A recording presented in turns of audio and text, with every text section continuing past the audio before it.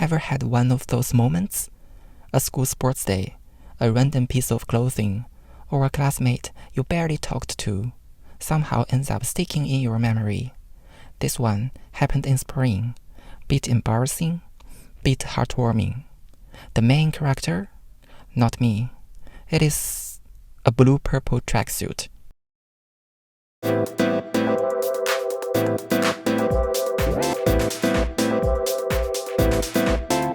欢迎来到云游记 Welcome to Journey of the Cloud Walker.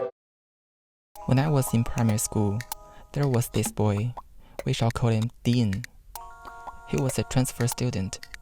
I cannot quite remember where he came from, but the moment he joined our class, it was like a switch had been flipped. To me, he was easily the most handsome boy in the class. He had that classic bowl-cut hairstyle, big eyes, double eyelids, and a little canine tooth that peeked out when he smiled. He was cheerful and radiant.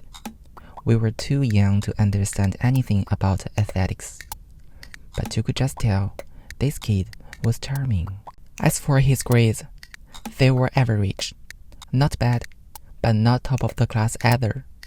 What stood out, though, was how athletic he was.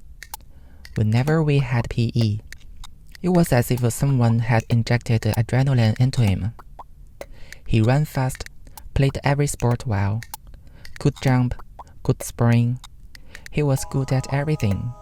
Even the teachers would say he was born to be an athlete. To be honest, I used to dread PE, partly because I was weak, partly because I was self-conscious. But I loved watching others move, especially someone like Dean. When he ran on the field, there was something so smooth, so clean, so full of energy about him. It was as if he glowed. I could never quite tell whether it was admiration or envy, but I just couldn't take my eyes off him. He was a bit mischievous, but not the troublesome kind. During breaks, he would chase other boys around, occasionally get into some harmless mischief, but the teachers never really told him off. He was the kind of cheeky but lovable boy. I remember hearing girls in the class whispering that they liked him more than once, in fact. I used to think, well, kids like me who were practically invisible, we could only look from afar and admire. He was probably the first person in my life who made me realize that boys could be attractive. And that kind of attraction, it didn't only affect girls. Sometimes, even someone of the same gender could feel it too. But what truly etched Dean into my memory was something that happened during the school sports day. It was the spring of year 5. We had just finished our military training unit. The entire class had learned a set of martial drills, which we were to perform together at the spring sports event. The school took it seriously, even issued us camouflage uniforms, so we would look more presentable during the group performance. The day we received the uniforms, I was thrilled, genuinely thrilled. I felt like a little soldier. It was the first time in my life I had ever worn anything like that. Of course, I was excited. Maybe I was too excited. I completely missed the final instruction the teacher gave us, that once the performance was over, we were to remove the uniforms immediately and hand them back, which meant everyone had to bring their own change of clothes. The next morning, I came to school already dressed in the uniform. Since our class was opening the event, a few others were dressed the same way, so I didn't think anything was off. I even admired myself in the mirror for a bit, feeling quite pleased with the look. I enjoyed the performance too. I stood up straight, nailed all the punches, and even got praised by the teacher. Perhaps that was when I first developed a faint interest in combat sports. Funny to think about now, but the good part ended there. As soon as we finished, the teacher started urging everyone to change clothes. The others all rushed to the changing area. That was when it hit me. I hadn't brought any clothes. I panicked. I looked around and saw everyone else handing in their uniforms, while I was still fully dressed in mine, frozen on the spot. I ran to my teacher, asking if I could go home to fetch my clothes. She looked troubled and said, "We have to collect all the uniforms today, no exceptions." I said I genuinely had nothing else to wear. She was firm. "Then take it off and hand it in. There is no other option." I was utterly stunned. One thought echoed in my head. "You want me to strip down and sit on the sports field in my underwear? Are you serious?" My parents were not there that day. I was completely alone. There was no one to help me figure it out. In the end, I had no choice. I took off the uniform and curled up in a corner of the field, wearing just my vest and underpants. The weather wasn't cold, but I was sweating from nerves. Inside, I was freezing. Children that age have a fierce sense of pride, and that was such a crowded day. Everyone was out and about. I sat there, head down, pretending to stare at the ground while my eyes welled up with tears. Even now, I sometimes revisit that image in my head, and I just want to go back in time, pat that kid on the shoulder, and say, "Don't worry, there is no trousers on the tube ride overseas.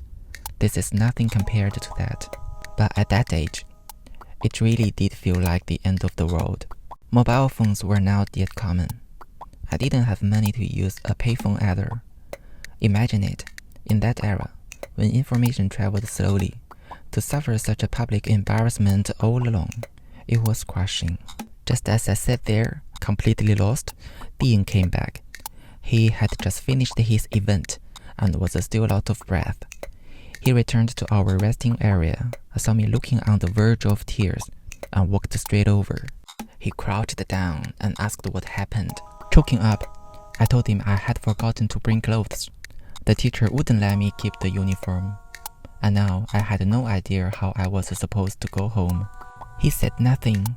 He simply turned, reached into his school bag, put out a blue-purple tracksuit, and handed it to me, saying casually, "Just wear this. Give it back next time at school." Then he turned and walked away. In that moment, I clung to that tracksuit like it was a lifeline. He was taller than me, so it was a bit big, but that made it feel almost fashionable, like an oversized outfit. That was the first time I truly understood what it meant to offer warmth in the snow, and the one offering it was someone I deeply admired and quietly longed for. It felt like I had been illuminated. I remember nothing about the rest of the event. All I remember is repeatedly thanking him, feeling like the words were never enough to express my gratitude. When I got home, I told my mom everything. She didn't scold me, nor did she make sarcastic remarks. She just reminded me to pay more attention during class next time. She praised the dean for his kindness and said we mustn't let this pass. We ought to thank him properly. The next day, she gave me a bit of thank you money and told me to buy some of the snacks children liked at the local shop. She also had me wash and fold the tracksuit neatly. Then she asked me to take it all to Dean's home. Back then, classmates mostly lived nearby, so we all knew each other's addresses. When I got to his place, he wasn't home.